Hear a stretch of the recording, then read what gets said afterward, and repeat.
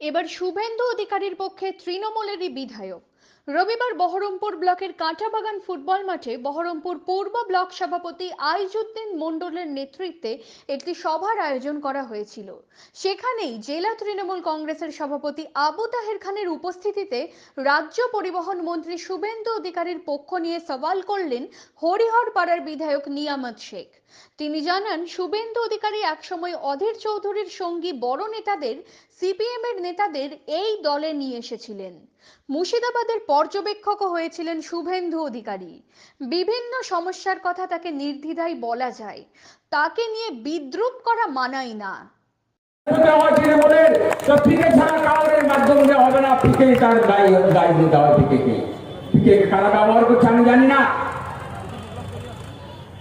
আমার কিন্তু বিশেষভাবে আমার পছন্দ নয়।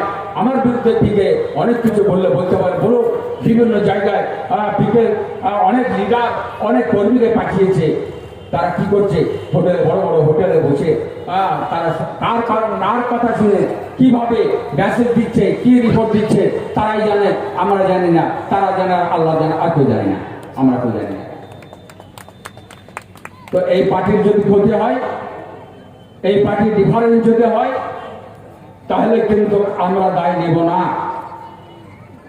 আজকে পিকে যদি সংগঠনের দায়িত্বে থাকে, তাহলে পিকে সংগঠন করে আমাদের লোক জমায়েত করুক, আমাদের বোধ ঠিক করুক, আমাদের অঞ্চল ঠিক করুক, আমাদের ব্লক ঠিক করুক, জেলা ঠিক করুক, রাজ্য ঠিক করুক।